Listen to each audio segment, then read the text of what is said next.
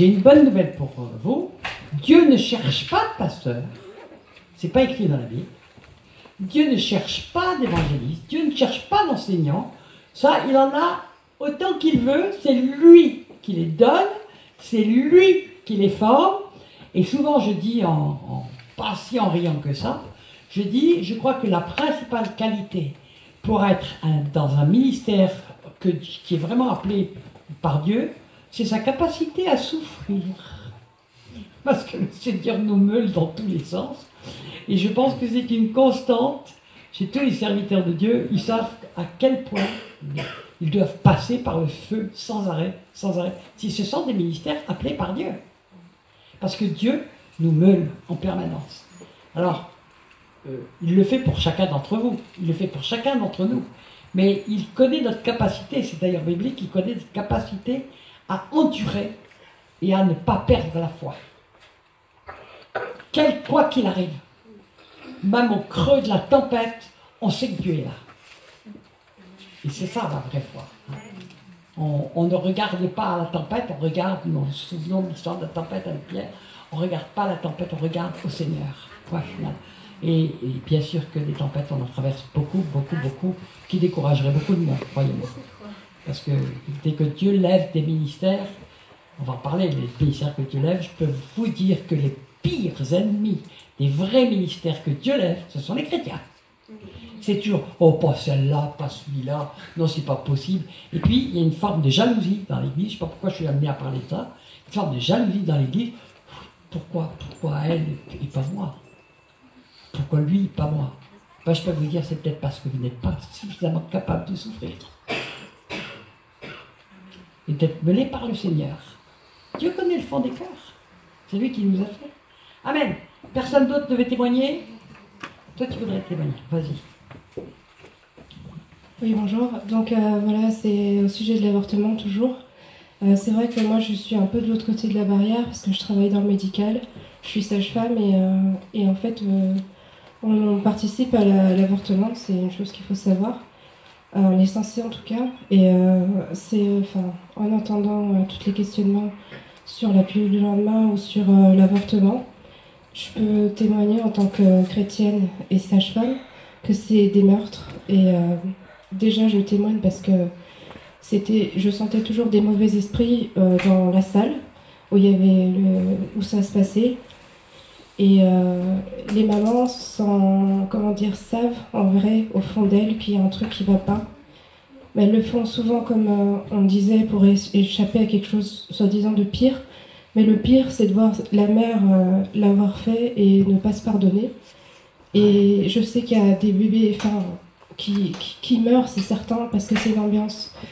Moi, on m'a renvoyée parce que je voulais pas participer à l'avortement.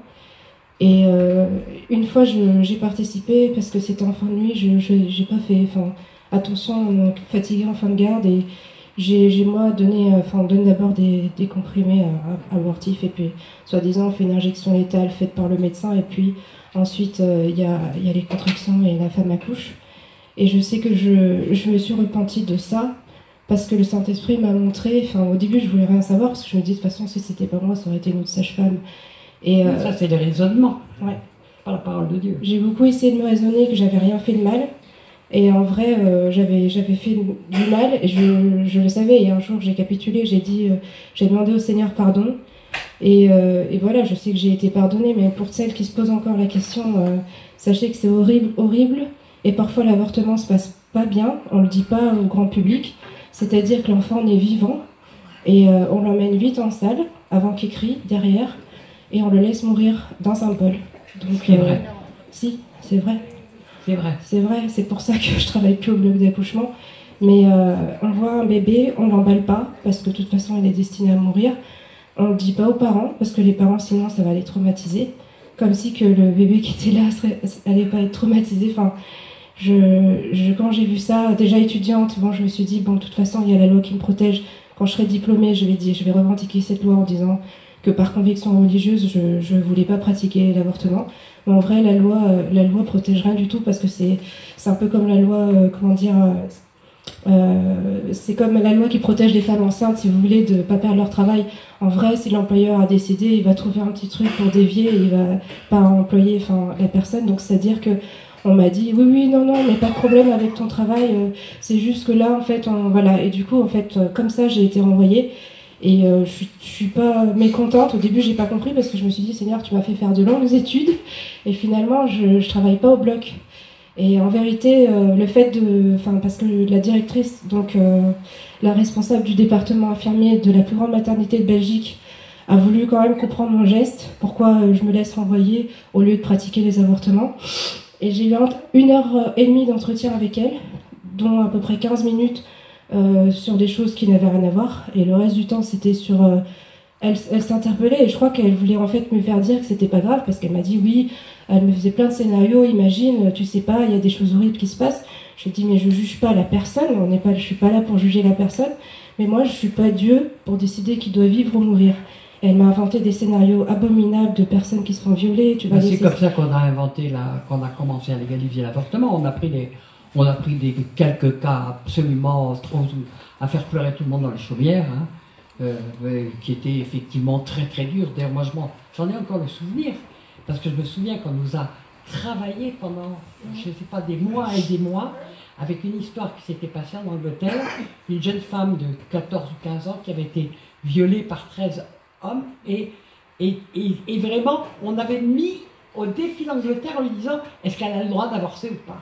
Et face à un cas comme ça, tout le monde avait fait oh bah oui, quand même, dans un cas comme ça, c'est un cas tellement grave. Et hop, la brèche avait été ouverte.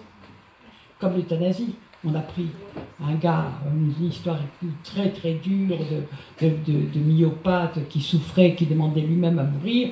Alors évidemment, tout le monde, bah bien sûr, dans ce cas-là, et hop, on ouvre la boîte de Pandore. Dès qu'on bouge les bornes de Dieu. Oui. Est-ce que ce qu'il faut faire, c'est éventuellement, je le dis pour vous, pour tous, et par l'inverse, je dis, mais est-ce que tu ne crois pas que Dieu est suffisamment puissant pour ne pas permettre de vivre un enfant dont il ne voudrait pas qu'il vive? Il les veut, ces enfants, le Seigneur. Il les veut. Ouais. C'est lui qui donne la vie. Et justement, c'est ce que je disais, que c'était Dieu qui était au contrôle de la vie. Et que s'il veut reprendre un enfant, qu'il le reprenne, enfin voilà, ça me regarde pas, ça, j'ai pas questionné le Seigneur, mais que ça passerait pas par moi. Et tous les enfants qui naissent sont désirés par le Seigneur.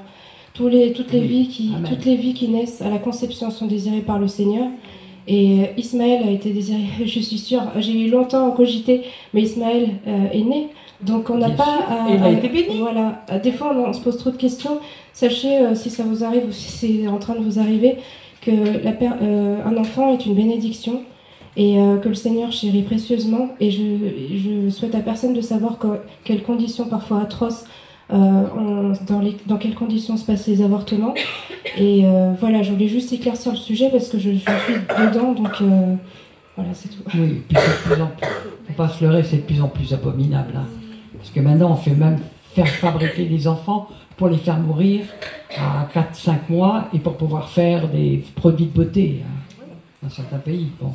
Donc c'est devenu l'horreur totale, il n'y a plus de... L'homme a franchi toutes les bornes. Elle a dit quelque chose qui m'a frappé.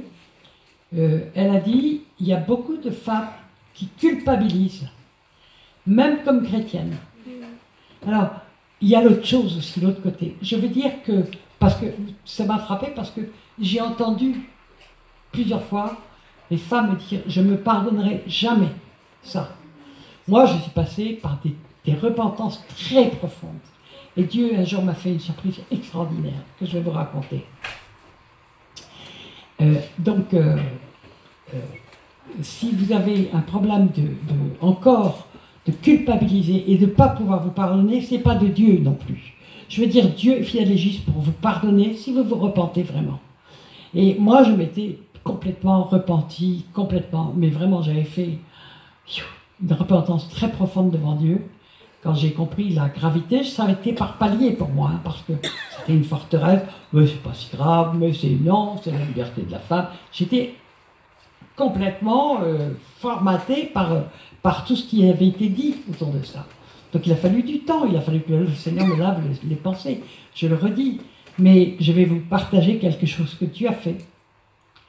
Il y a quelques années, peut-être une dizaine d'années de ça, un jour j'étais tout simplement avec mon mari, moi je dormais en moitié déjà, et puis tout d'un coup il me donne un coup de coude, et je savais que de temps en temps il lui arrivait de voir dans le spirituel, et de voir des choses. Par exemple, une fois il m'a dit, Michel, il y a 2 anges à côté de toi, et ils sont en train de te bénir. Je dis, hé, yaou, je prends.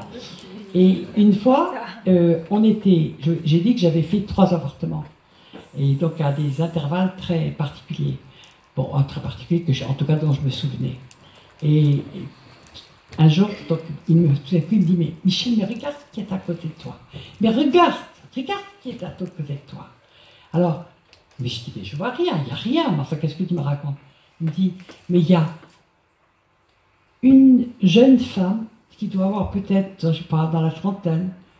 Puis il y a un garçon qui doit avoir dans les 20 ans. Et puis il y a un bébé un peu plus grand. Écoutez, j'ai su tout de suite que le Seigneur me montrait que ces enfants que je lui avais rendus, en disant, Seigneur, tu me les as donnés, mais maintenant je te les rends. Parce que je les ai jetés à la poubelle, et maintenant je te les rends, je te rends leur âme. Eh bien, le Seigneur me montrait clairement qu'ils étaient auprès de lui. Amen.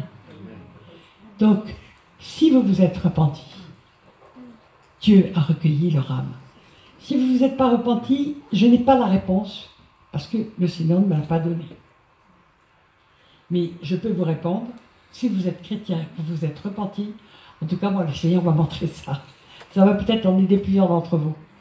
Est-ce qu'il y en a plusieurs ici qui ont cette culpabilité par rapport à des avortements, ou même des hommes qui ont eu des culpabilités par rapport à ces avortements? J'avais posé la question hier, on ne va pas intervenir tout de suite, mais gardez ça dans le cœur, parce qu'on priera pour ça tout à l'heure. D'accord? Amen. Mais merci de ton partage, parce que d'entendre l'autre côté, et c'est la vérité qu'on cache à tout le monde. On cache aux mères qu'on laisse crever littéralement leur enfant. Et je sais même par des témoignages d'infirmières que lorsqu'elles ont voulu porter secours à des enfants qui normalement, la médecine aurait tout fait pour les faire vivre, des grands prématurés, eh bien les médecins leur interdisaient de toucher à l'enfant et le laisser mourir, alors qu'il était quasiment viable. Oui. Je voudrais juste te dire que j'ai été touchée par quelque chose. Elle a dit que dans la salle, elle sentait des mauvais esprits. Oui, ça, oui. C'est hyper important ce qu'elle a dit. Oui, donc bien sûr, ça c'est évident. Il y a des esprits de mort de tous les côtés dans les cliniques qui pratiquent ça. Et vous savez qu'en France, maintenant, il est ordonné au moins un avortement pour 4 accouchements. C'est un ordre. C'est une loi. Non mais, je vous assure que moi, je crie à Dieu, je dis, Seigneur, ça suffit, j'en peux plus, mais jusqu'où ça va aller, l'horreur? On en est là. D'accord. Alors, on va continuer. Bon, je voudrais juste souligner très rapidement, ça va être la suite de cet après-midi, les pièges du titre. Je veux dire que si vous regardez dans la Bible, comment tous les gens qui entouraient Paul appelaient Paul. Ils l'appelaient Monsieur l'apôtre. Il l'appelait Paul. Comment Paul appelait Pierre? Oh, votre sainteté le pape? Non, il l'appelait Pierre. Nous appelons Jésus par son nom et nous le tutoyons. Alors, on a introduit, c'est des choses qui vous paraissent, ça aussi ça fait partie des forteresses. Bon, c'est tellement normal, mais ça existe depuis toujours. Mais n'empêche qu'il y a un énorme piège derrière. Est-ce autant pour vous que pour la personne? Les titres pastoraux. Monsieur le pasteur, Madame le pasteur, ils ne savent pas très bien. Alors on ne sait plus si c'est Madame la pasteur, Madame la pastrice, ou Madame le pasteur, en fait c'est un peu compliqué. Mais je veux dire, tout ça, ça doit être floqué en l'air, parce que c'est comme... Il n'y a pas beaucoup de différence avec dans l'Église catholique d'appeler mon père. Alors que Jésus a interdit d'appeler son père. Pour nous, ça nous paraît évident, mais on est pratiquement dans le même piège. Je veux dire, il faut arrêter de sacraliser par des titres les positions. Un pasteur est notre frère, on doit le respecter. C'est un oint de Dieu, vraiment un oint de Dieu, mais le respect ne passe pas par les titres. C'est le monde qui aime les titres. Dans l'Église, il ne doit pas y avoir de titres, d'accord? Tout le monde, il n'y a pas de hiérarchie. Or, les titres introduisent des hiérarchies, d'accord? Oh, monsieur le pasteur, ah là là. Et puis, entre eux, moi je l'ai vu. Oh, bonjour pasteur, oh, bonjour apôtre, bonjour. Ça veut dire qu'eux-mêmes se prennent au piège. Ils se mettent les pieds dans le piège. Et une fois qu'ils sont mis les pieds dans le piège, ils ont beaucoup de mal à en sortir. C'est encore des choses qui ne sont pas justes du tout. Écoutez, on s'en fiche des titres. Juste pour la petite histoire, un jour j'étais, on peut le voir d'ailleurs sur YouTube si on veut, j'étais à Kinshasa et j'avais à peu près 250 000 personnes devant moi et les gens qui m'avaient invité, ils se faisaient mousser eux-mêmes. Hein. Ils disent, regardez, voilà qui vient d'arriver, c'est Madame d'Astier de la Vigerie, elle a été comtesse, elle a été princesse, elle a été ceci, elle a été cela. Et comment ça? Cling, cling, cling, cling, cling, cling, cling. Et au bout d'un moment, elle était dans les cabinets ministériels, elle a fait ceci, elle a fait cela. Puis ça a duré un bon 10 minutes comme ça. Et puis une fois qu'il a fini, et je lève le doigt, puis je dis, est-ce que je peux dire qui je suis? Et il dit, moi j'ai un seul titre. C'est enfant de Dieu.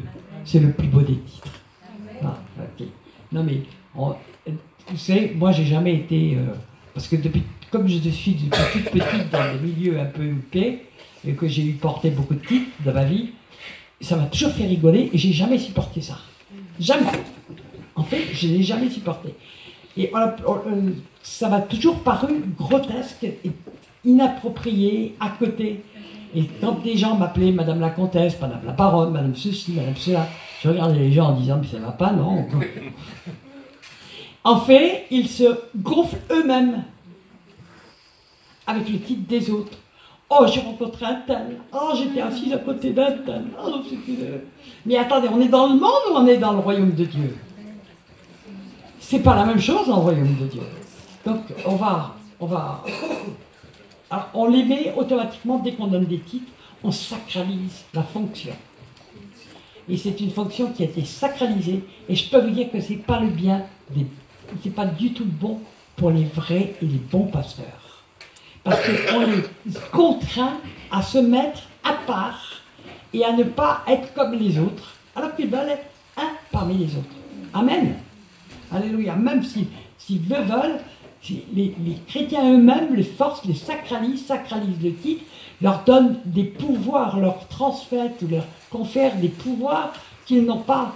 Et c'est très très dur à vivre parce que tout le monde est fragile.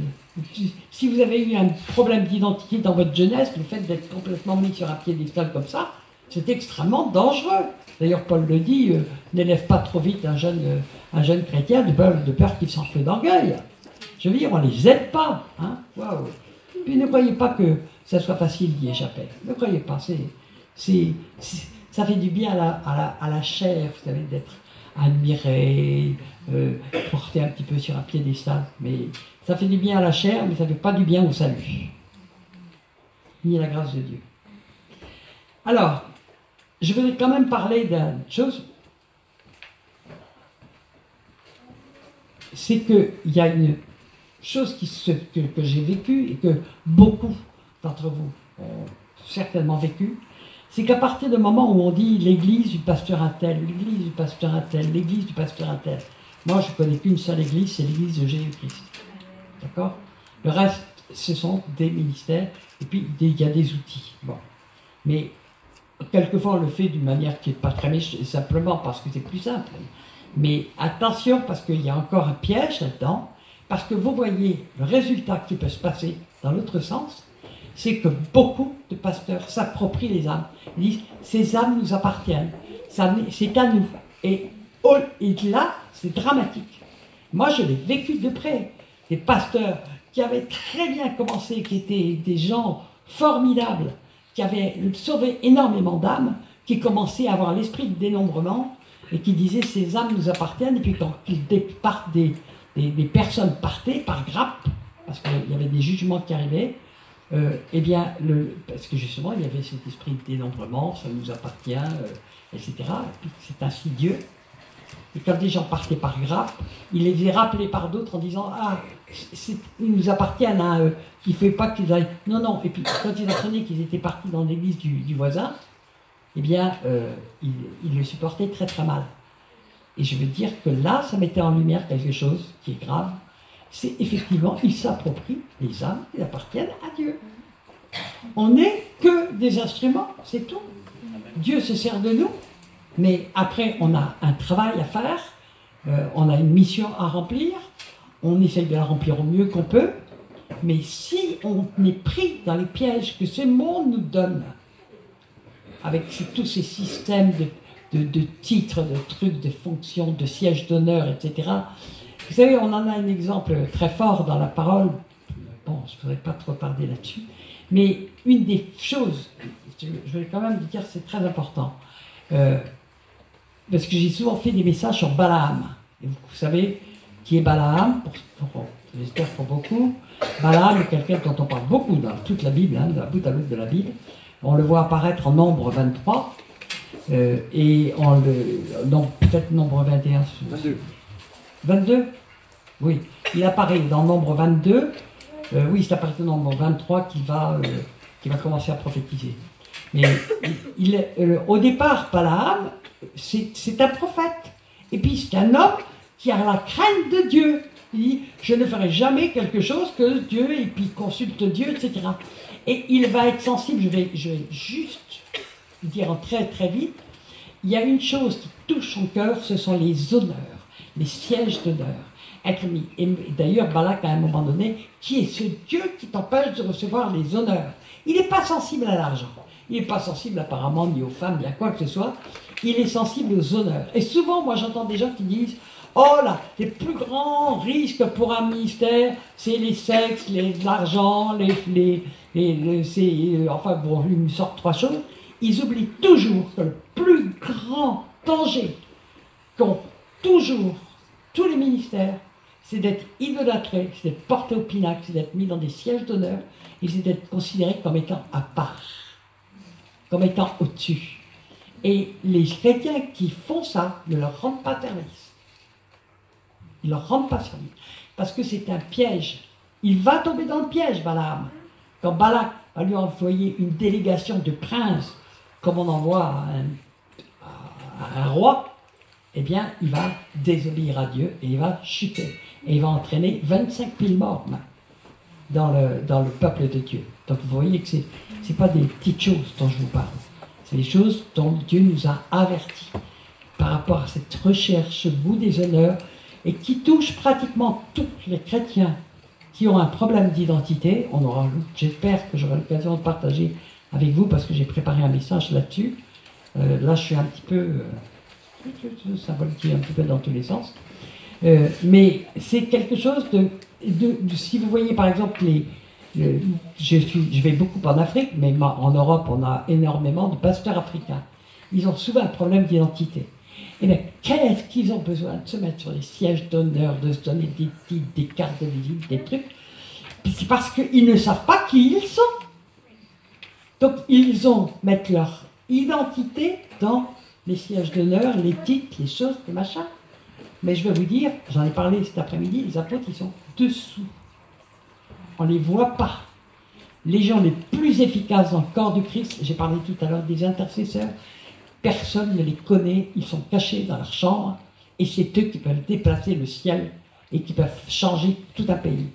Par exemple, on sait que le grand réveil qui est arrivé en Angleterre au XVIIIe siècle, ce sont deux sœurs qui ont prié pendant presque 40 ans, ou 50 ans même, qui ont prié, et puis tout d'un coup, le réveil est arrivé.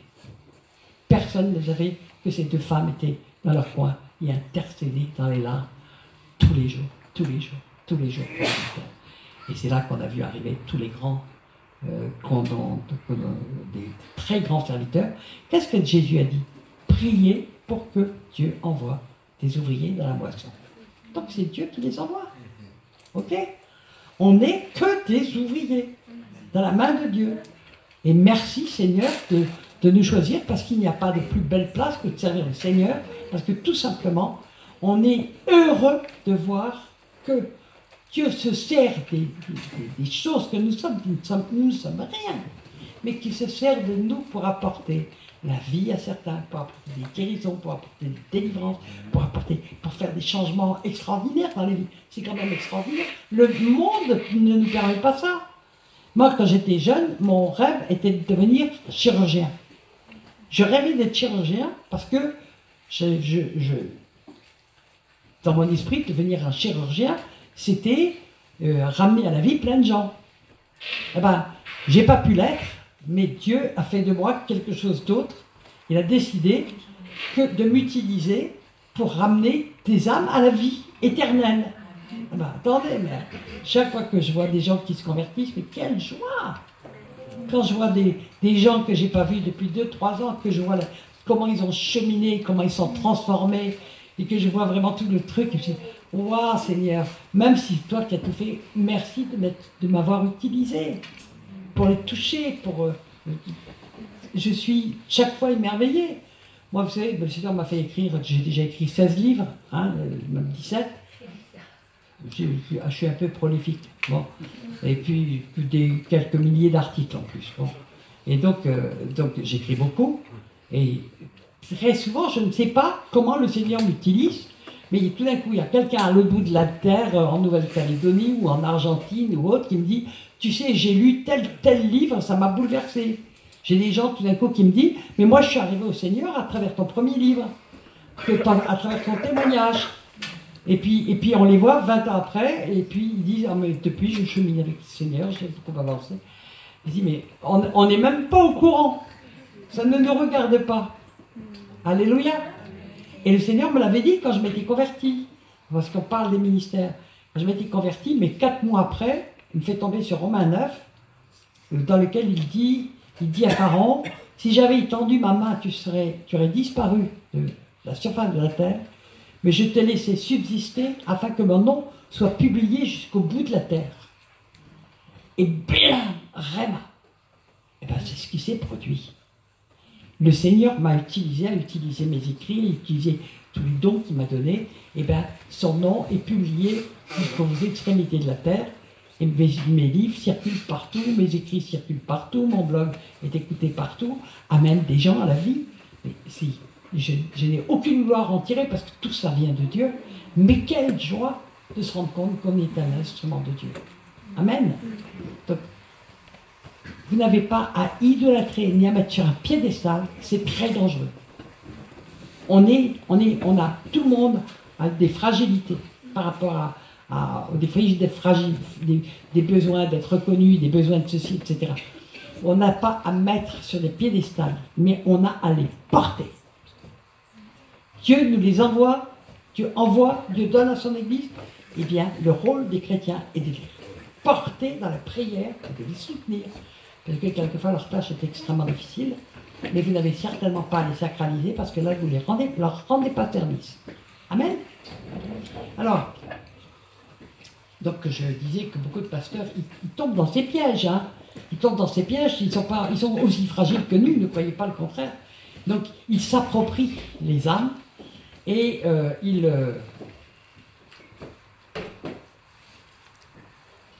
alors, je l'ai écrit là, s'auto-proclamer, se donner le titre de pasteur, même si on l'est. Si on laisse les gens nous appeler toujours par ce titre, on se met en danger. Si en plus on n'est pas appelé par le Seigneur, je ne vous dis pas les autoproclamés qu'il y a actuellement, parce que comme on a sacralisé cette profession, qu'on lui a donné un statut social. En Suisse, par exemple, la plupart des pasteurs qui viennent de l'église réformée sont payés, ils sont salariés, d'accord? Donc ils ont un statut social, c'est un statut qui donne beaucoup de permet d'être très respecté. Alors en Afrique, ils courent après ça de tous les côtés. Il y a un nombre d'autoproclamés qui est catastrophique. Si on leur enlève le titre et le salaire, il y en aura beaucoup moins. Mais si on nous enlève nos titres et nos salaires, qu'on est vraiment appelé de Dieu et qu'on lui fait confiance, Dieu pourvoira à nos besoins, c'est écrit, il le fait. Moi j'ai vu la main de Dieu tout le temps dans ma vie. Je ne raconte jamais dans quel état financier je suis. Je fais comme c'est écrit, je fais connaître les besoins au Papa Céleste. J'arrête pas de recevoir des lettres de trucs chrétiens, je pense que vous aussi. On a besoin d'un don ici, on a besoin de là, s'il vous plaît, vous pouvez nous donner ça, il faut semer dans notre ministère, il faut semer dans... Je dis, mais à qui ils font connaître leurs besoins? Aux chrétiens. Donc ils n'ont pas foi en Dieu. Qui a dit, ils n'obéissent pas à la parole qui dit, faites connaître vos besoins à Dieu. Moi je dis, Papa Céleste, s'il te plaît, j'ai besoin de ça. Des fautes. Si je vous racontais tout ce qui peut... D'abord, je ne vais pas me risquer de vous rendre incrédule, mais si vous saviez le nombre de choses qui ont pu m'arriver, et dès le début de mon ministère, ça s'est fait en Suisse, rien que là, il s'est passé des choses complètement délirantes, mais quand j'appelle délirantes, parce que c'était irracontable, tellement peu de gens m'auraient cru, vous voyez, c'est quand même important. C'est quand même... Bon. Vous voulez que je vous en raconte qui s'est passé il n'y a pas si longtemps que ça? Est-ce que vous préférez la Suisse ou une Suisse, une Française? Allez, ça va vous gonfler un petit peu la foi. J'arrive en Suisse pour mon premier livre, pour faire les corrections, et j'arrivais juste pour faire ça, et d'une manière surnaturelle, je dis bien surnaturelle. Au lieu de rester 3 jours, je suis resté 1 mois. J'ai été reçu tous les jours, les unes après les autres, dans 23 églises, dont les plus grandes, à Lausanne. Toutes les portes s'ouvraient partout. C'était de la folie. Et j'ai enregistré 25 émissions de radio. Et enfin, des émissions de télé, enfin des choses que... Je comprenais rien à ce qui arrivait, parce que j'avais pas encore l'habitude de la puissance de mon Dieu. Mais j'avais un méga problème, j'avais plus un centime. Et je savais que je n'avais rien pour vivre, je n'avais plus de logement, j'avais plus rien, mais vraiment plus rien. Et puis, j'allais d'église en église, et tous les jours, on me disait, on me donnait, à l'époque, comme je faisais pas de ministère ni rien, je donnais juste mon témoignage. D'église en église, on me donnait un jour 50 francs suisses, le lendemain 100 francs suisses, mais c'était rare. En général, c'était 50 francs suisses. C'était avant la réévaluation du franc suisse, c'est quand même, je vous le rappelle. Bon. Par rapport à l'euro.